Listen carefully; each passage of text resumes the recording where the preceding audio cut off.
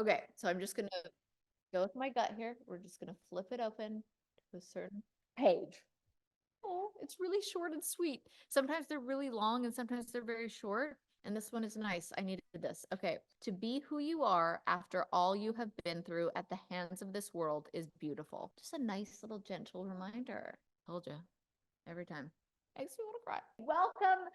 Big book, guys. This is so exciting. We have Jeneva Rose in the house, which I'm so excited about. I love that we keep getting authors to come in here and talk, because who would you rather talk to than the person behind the book? Jeneva, thank you so much for coming on the podcast. I can't get over it. Like, are you truly a Vino? Like, you're in the Facebook group, or is that like, am I dreaming? I've been in there for years.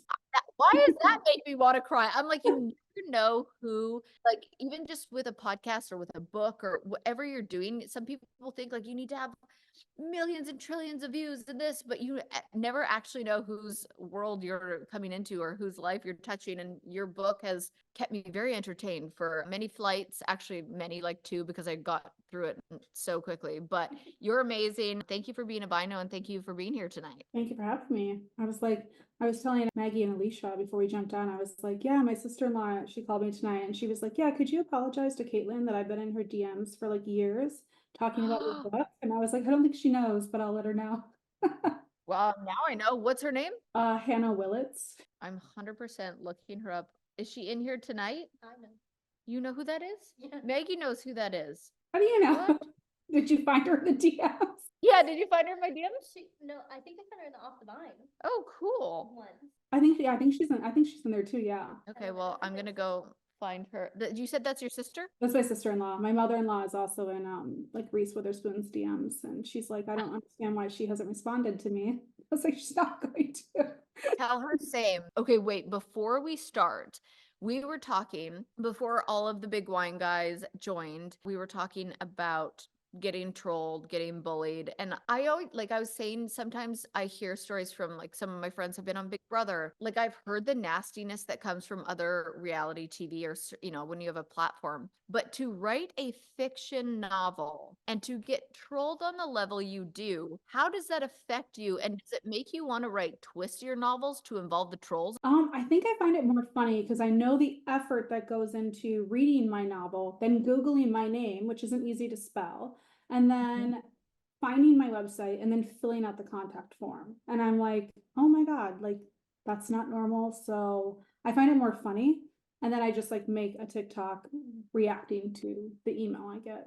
So Yes, which also is incredible, because then your TikTok can go viral and then your book will just only get more attention from it. So you're like, thank you, Scott. Can you tell us the story about Scott?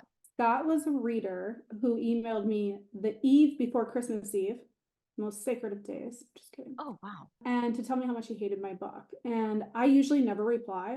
But at that time I was so annoyed because I'd taken like 3 days off to not do anything with writing or my social media or anything. And I ended up checking the email, seeing that. So I responded and I said, thanks so much for reading. I hope you and your family have a Merry Christmas and a Happy New Year. Thinking he's going to see, oh, this is a real person behind this email. No. Then Right. Scott doubled down and then emailed me again. And I was like, okay, now you're going to be reduced to content. And he was. But people figured out who he was because he's the lawyer in New York. And then they started. Stop it. Yes. He used his real name and he's a lawyer in New York. He used his real name. I didn't put his email address, but I left his real name. I was like, okay, whatever. I didn't think it was real. And it was. And that's why he kept emailing. And then I would just respond to him through TikTok videos. He complimented my TikTok videos. He said they were way more riveting than my book. What? Your book is the most riveting. Some people get really annoyed at me that I call out trolls or that I like give them the time of day. But if they are using their real name and I can find where they work, I actually believe that some people need to be held accountable or have some consequences. So, like, you're a lawyer in New York and you're taking the time, like, and now you're being called out on social media. Did any consequences happen for Mr. Scotty? Well, Scott works for himself. He has his own firm. And it was actually kind of funny because in the comments, like, these videos like went viral where like bookstores were putting like little placards next to my book saying, we recommend this. Scott doesn't know, or Scotty doesn't know. And so it became like the whole thing. Even like Colleen Hoover, when she blurbed my last book, she sent me one joke blurb and it was, this book is so good, even Scott would love it, because everyone had heard about it. That makes me so happy because first of all, I love Colleen, but the fact that like it worked against him and for you is just all the karma in the world. And I just love it so much. I think the consequence was he did stop. He emailed 6 times and then he stopped. And I think he realized he was not going to win, and that people in his real life were finding out because they were like, oh, my mom's worked with Scott. She's on your side, or he's my neighbor. I'm on your side. And I was Could like, you imagine? Alicia and Maggie and I often talk about the fact that if we ever found out our friends were the kind of trolls like that, we would be like, I'm mortified for you, like never speak to me again. And then somebody, Maria in the chat, this is a great question. Did this lawyer feel personally attacked or something? Like, did you write a story that like is he what's his nuts, Adam? well, there's a Scott in the book. So I was like, does he think he's the Oh, husband's right, he's the or cop. something? I'm like, I have no idea, but he was a wild one. But he stopped. I defeated that troll. I trolled him. He better.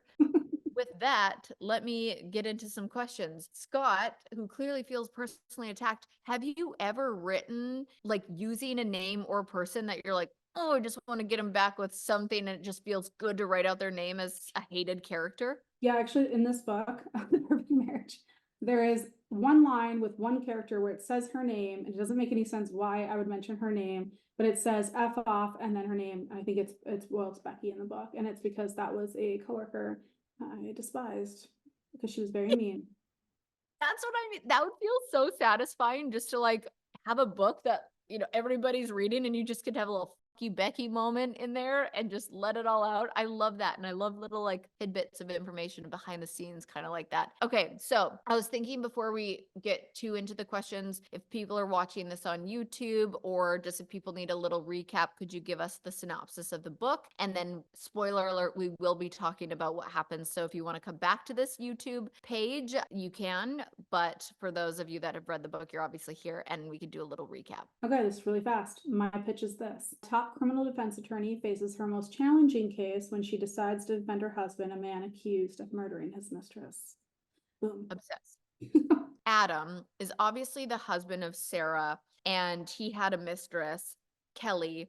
Do you think it's possible, now I'm obviously speaking as if this is not a fiction, but while you're writing it, do you think it's possible that Adam really loved both Sarah and Kelly? Like maybe I can say this in writing and in real life, like, do you believe you can love more than one person? And I'm only asking because I have. I think you can. And so I'm actually doing edits on this for a re-release, and I'm kind of amplifying that and just different parts of it to explain things or improve things, because this was written like 7-8 years ago, and it's getting a re-release with a new publisher, a hardcover first release ever with like bonus content and everything later this year. And one thing I actually put in there, because I'm working on those edits now, is Adam equates having children, and you love your children the same. So why can't he love his mistress and his wife the same if you are supposed to supposedly love your children all the same? Mm. That was like an idea I've been toying with, and that's why I felt like he felt, but I'm trying to explain it better. And that's like the analogy I use that he explains it as, of why your heart, you have endless love in your heart. So if in his scenario, his wife isn't giving him what he needs, which is her attention, because she's so focused on her job, he's found that somewhere else, but he still loves her. Not defending Adam, yes, but whatever. No, but I hear what you're saying, and I need to circle back because I'm like, wait, what? We're getting a re-release with a different publisher. Tell me more about that. Why? How come? I'm excited. I will read it, but how come you decided to do that? So my contract with my first publisher, I'm not a fan of, and that's why I'm leaving. It was only for 5 years from the date I signed it, and that expires in November. And so I have sold those rights to my publisher that does my other thrillers in order to re-release this. And one of the things I wanted to do was, obviously I've grown as a writer since then, was improve everything that I've learned over the years. And this book didn't get the editorial process that I'm used to now working with like US publishers and more traditional publishers, because it was a very small pub. And because I've written the sequel this year, I wanted to ensure that the original matches the quality of the sequel. So that was a big thing for me. I know there's a difference in quality in terms of just my own writing and what I think of it.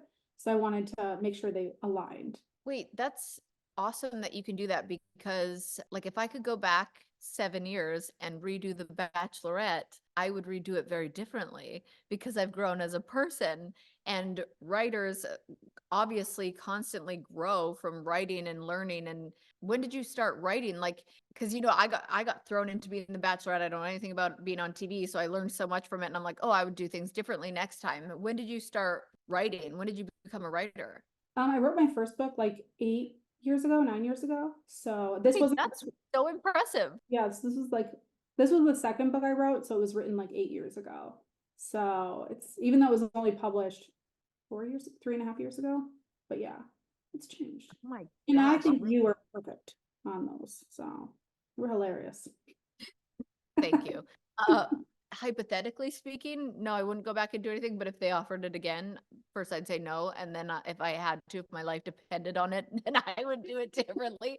But that's just so interesting because you get to rewrite your own story. That's a fiction story.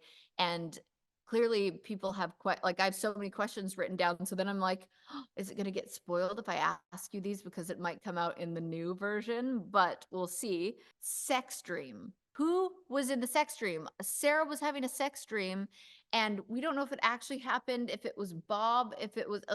I'm like, can we know the answer to that? Is that supposed to be left up to our imagination?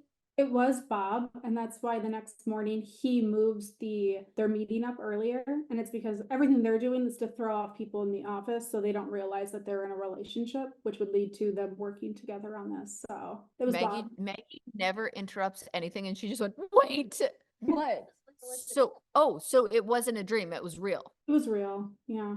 I didn't know. I was like, Maggie reads a lot, and I recently got into reading like a couple years ago. And so I'm like, how did you know? And she's like, I don't know. You're just good at, I feel like you get in the writer's brain. So was the relationship with the sheriff consensual between him and Kelly/Jenna? Because I feel like there was blurred lines around that. I mean, I wrote it as that it was, and that's why he didn't like Scott.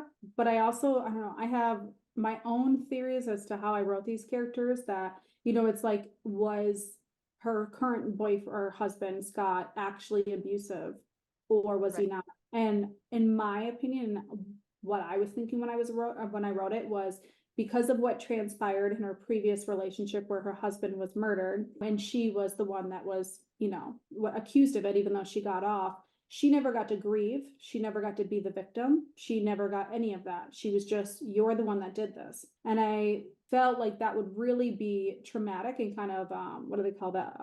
Arrested Development, where she would be stunted as that. And it would make it so she was forever wanting to be the victim because she didn't get to be. So then you don't really know what really transpired with her and Scott. Was it her own issues of needing to be that victim that she never got to be, and that grief she never got to experience, or did it really happen? Oh, that's such a good answer. Okay, so reading a book, sometimes there's little Easter eggs dropped of when the plot twist happens. Some people are like, I saw it because of this, and some people are like, I missed the Breadcrumbs? hints. Wow, I'm okay. Hints. Was there any hints that it was Sarah, or did we miss something, or was that just supposed to be like a shocker? There's a lot of hints throughout it in the sense of everything she's doing to handle the case. So she is pushing this through as quickly as possible. And her reason for doing that is because she wants to get ahead of it. She thinks the media attention is going to mess it up. And that the faster they can get this case over, the faster, maybe the better chance Adam has of getting off. Also, her taking on the case, she should not take on the case. Right. And then, there's a lot of too with her investigation that she's not actually, the only thing she's really concerned about is figuring out that third piece of DNA, because she doesn't know who it belongs to. And she doesn't know who Jesse was. She had no idea that she had a stalker. And the only reason she's so fixated on those things is because those are the unknowns. Those are loose ends. Did they know something? Did they hear something? Did they see something? Were they aware of what was going on? So that's the reason, like, you think she's really focused on the case, but really she's trying to clean up those loose threads. I guess now looking back, I'm like, yeah, because why would she take that case except for to cover it up? But I didn't think that the whole time because there were so many twists and turns and different people that came in and out that could have been it, which amazing writing on your part. And then, so, okay, Bob works with Sarah.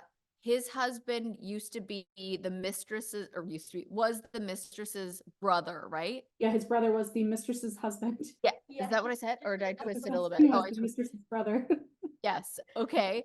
And so Bob wanted revenge, and Sarah obviously wanted revenge. The girl that was the mistress, her husband's last name was Summers. Bob and Sarah named their daughter Summer. Why? So, and the other clue with like Bob was that they fight always in front of people. Their fights are always in front of people because they want them to see it. And then if you notice when Bob actually gets questioned, and it's that sore spot with the sheriff where he digs into the brother, the dead brother, you can see that is the first time that you actually see Sarah's emotions, that she's upset by this. She does not like this, which shows that she does have feelings for him. But in terms of naming Summer after Kelly Summers, Sarah did that because she is a psychopath. So for her, she never thought Kelly Summers was the bad person. She thought she's just a casualty in this war. So for her, that's a way of honoring Kelly Summers, and that's a kind thing to do. If you've ever seen the show Killing Eve, there's like a scene in there where like this person wants to die because they're so ugly, and the psychopath actually kills them because they think they're doing the right thing. It's like that, where they think they're doing the right thing, but they're not. Yeah, because we also find out at the end how she actually helped kill her mother that was a heroin addict. So like clearly she's got some twisty things happening up here. So she would name her kid after that. When did, or do we know when Sarah and Bob started their relationship? It's briefly mentioned there. It's covered more in like the sequel, so it's clear, but it was in there. It mentions that at the end of I think it's like one of the last chapters, that he brought her the photographs of Adam with the mistress to be like, hey, look what's going on. So sorry, to kind of throw her off her game so that he can get ahead and take the partnership. And instead, she's like, maybe we could work together, because she's like, why are you showing this to me? How do you know who this woman is? Oh, she killed my brother. Oh, cool. I know why you're asking me this. You think you're telling me this, but really I know what you want. It's revenge. And that was kind of what two psychopaths, misery loves company, essentially.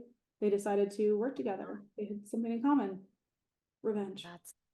Yep. Okay. I get it. Now, Adam, if he knew he was innocent, that he didn't kill his mistress, why did he keep running away and acting so guilty and shady? I think that's more of like when you're put in a position where you're literally backed into a corner, and no matter what you say, everything is stacked against you. And I've seen this in like, oh my God, what was that one that just came out? Oh, An American Dream. It's insane. American Nightmare. Or American Nightmare. It's insane, right? Yes. And I watched that. Look what she does in that, where she just gets off, doesn't go to the police, goes and hides. It's like, why would you do that? Why would you do that? And I feel like if you're backed into a corner and you feel like there's nothing you can do, I think you act kind of erratically, like that lizard part of your brain takes over, and you're just kind of animalistic, and you're just trying to claw your way out no matter how you can. That's what I thought, but I was like, well, I don't know, he's being a weirdo. Now, are we allowed to know when the sequel will come out? Yeah, and it'll release in spring of 2025.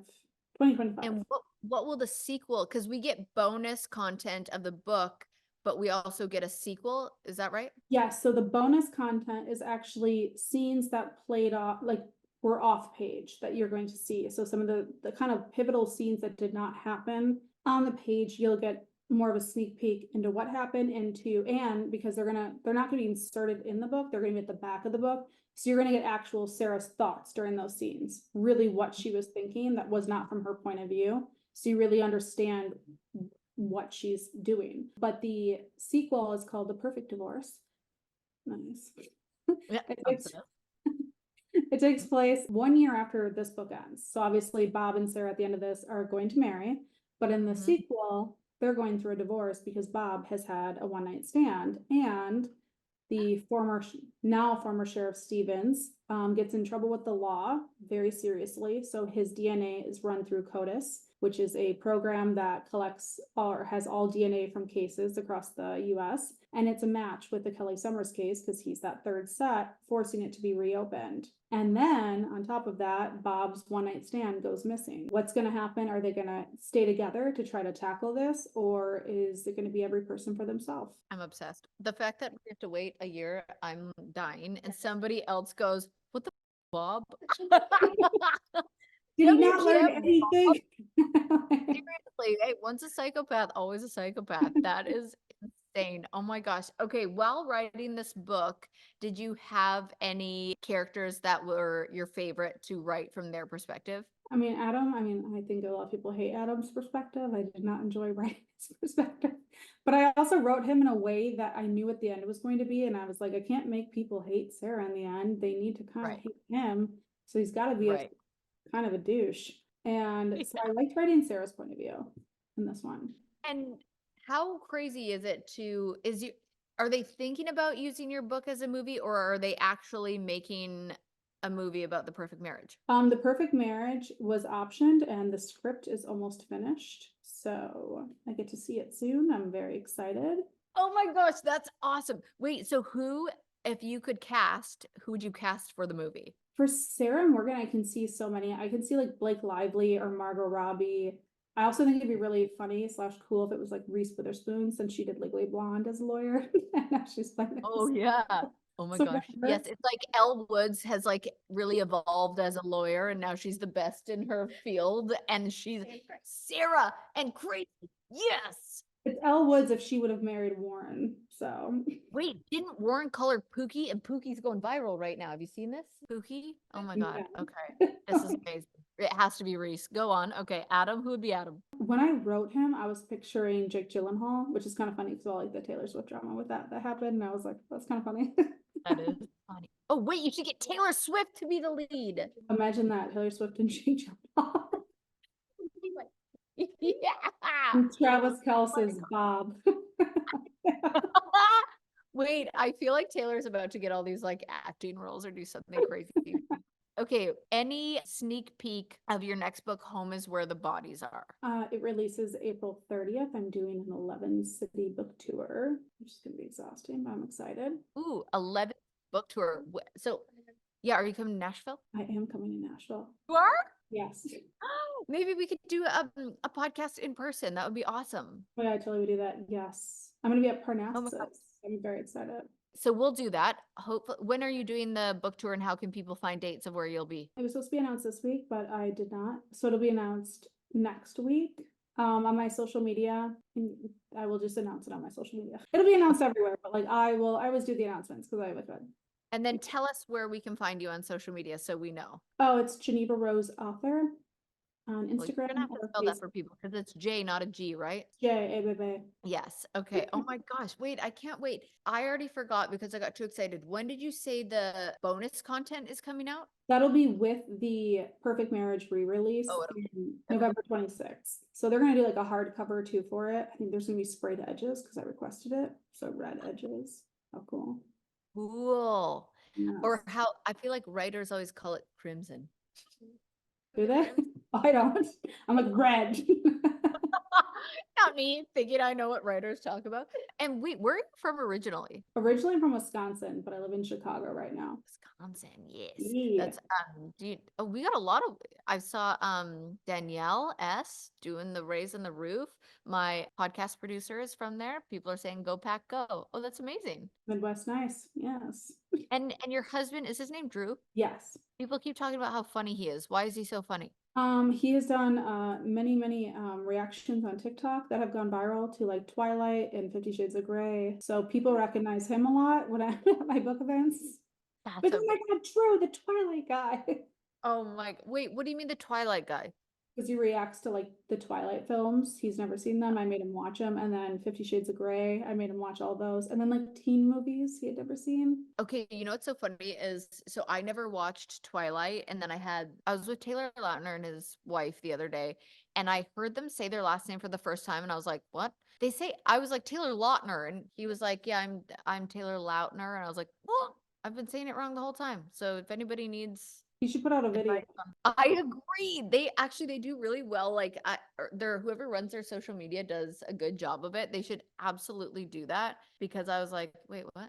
I was like in his suite with his family for football, and I was like, yeah, I know how to pronounce your last name. What? Do you know who the author Jodi? Okay, I'm gonna say Jodi Picoult because that's how I would pronounce it. She wrote My Sister's Keeper that turned into the movie with Cameron Diaz. Yes. She did a video that it's Jodi Picoult, I think. Oh, and also, didn't Colleen Hoover say that her name is actually like No, what is it? You don't remember this? I feel like you pronounced it right. I call No, it I swear choline. she said something. Oh, choline, isn't it? Choline. Yeah, choline. I don't say that. She's never corrected me. I'm like, hey, Colleen. Frost Your Shelf, who also had the Be Kind of a Bitch t-shirt on, said, I've been a vino for years and I was today years old when I found out it wasn't pronounced vino. What? You didn't even listen to the podcast. That's hilarious. You should put out a video then. Yeah, maybe I should do it. And 90% will be like, yeah, we know. That's like with I had a hair scrunchie, hair accessory line, and it was called Do Edit, but on Instagram it looked like Dude It. And everybody would be like, even my sister was like, oh, I love Dude It. I'm like, girl, it's Do Edit. So funny. Thank you so much for doing this tonight. I feel like anytime I read a book, it's like my dream to be able to talk to the author and be like, okay, but what were you thinking here? And then what does this mean? And all of your answers tonight made me love and respect the book even more. And now I can't wait for the next, along with bonus content. Like, I feel like everybody in the Big Book Guys group chat probably feels the same way. Thank you. And then Yeah. for this one, I'm going to show it. It looks like a VHS tape. Caitlin, you know what this is, right? A VHS tape, because Gen Z doesn't know.